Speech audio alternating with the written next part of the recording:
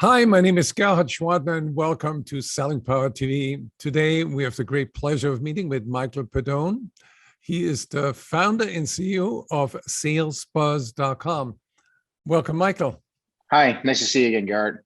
So I have a very simple question for you. What can salespeople do in sales organizations to double sales in the next 6 months? Very simple. Start recording your sales reps' calls and listen to them. When you're using the phone and you're starting that conversation, you have to make sure your sales reps know exactly what the game plan is, what the strategy is before they ever pick up the phone. And they should know exactly what the steps are and how to execute them. And the best way to find out if they really do that is to simply record their calls and listen to them. If you get a sales manager or a sales director or VP of sales that will break down the sales call into many steps, and then they make sure that the reps are following those steps on there, sales are going to increase. It's really that simple. You just have to make sure that when they get them on the phone, they know exactly what to say, why to say it, how to say it, what to do with the response, and what to do next. So what are the typical steps in a sales process? First things first is one, you have to build a list of pre-qualified suspects, right? So every sales rep should know what characteristics does a lead have to make them be considered a suspect to even reach out to, right? So you have to know that to begin with. That should be basic number one. It is not their job to close every lead they call. That's not their job. Their job is to close as many qualified prospects as fast as possible. And you cannot qualify a lead until you talk to them. Just call to see if you can help. Have that mentality. Just call them to see if you can help them. And then now when it comes time to pick up the phone, you need more than that. You can't just say, well, I'm going to call, see if I can help, and just wing it. The first step is their opening value statement. They have to know how to pique interest and gain permission within the first 15 seconds of that call. Getting the conversation started is step one. And so whether you're sending a tweet or you send a LinkedIn message or you send an email or you use the phone, you have to capture their attention to get them willing to want to have a conversation with you. And the best way has been proven to use the phone to do that. Most salespeople mess the call up from here now. Because now that the prospect goes, yeah, I got a second, go ahead. They're like, okay, what do I do next? The second phase is qualifying. There's lots of little steps to qualifying, much more than the first one. But the very first thing you have to do when they say yes, I have to ask an engagement question. An engagement question is going to place your prospect's attention in an area that you want them thinking about. And then the next question is your opportunity size question. Your opportunity size question is, as a sales rep, you want to quickly find out what is the potential opportunity size here. If I'm selling shipping and or if I handle shipping and I'm in truckloads, right? I might want to find out when I get the person on the phone. Second question is going to be, I'm just out of curiosity, how many shipments are you doing a month? Why?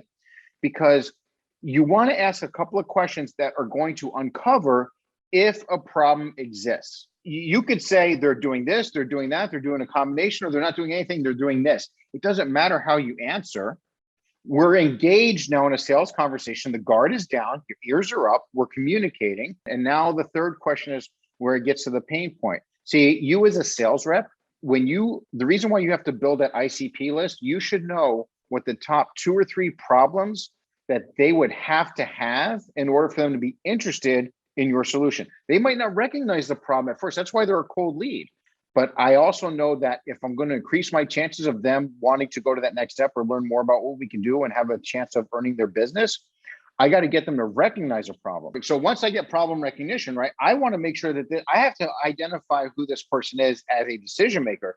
Too many sales are lost because the salesperson assumed that they were a decision maker based on that person's title or their role in the company. You have to understand there's 5 roles as it relates to a decision maker. For every prospect you ever speak to, they will fit into one of 5 roles as it relates to their role in the decision-making process.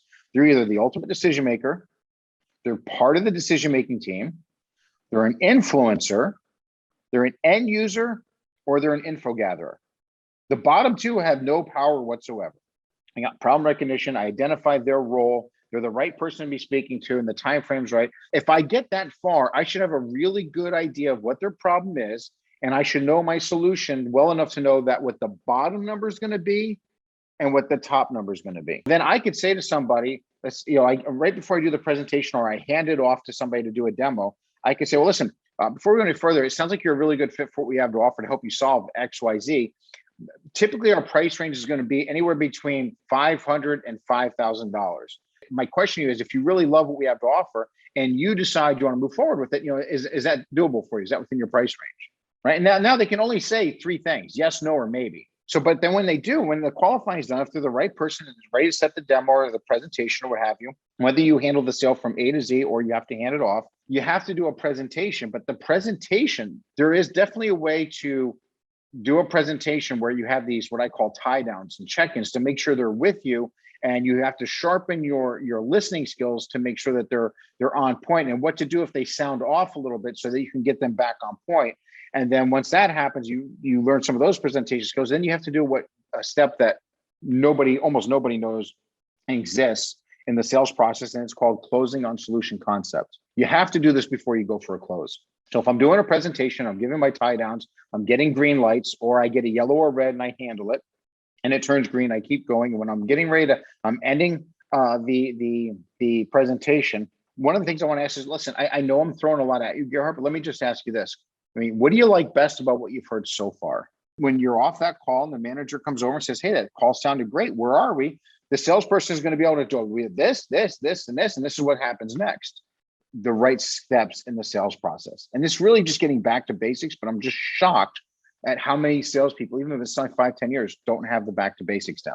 How do you get salespeople to trust the process so that they can follow it? First of all, what I tell a lot of people, look, I'll give you the first course for free.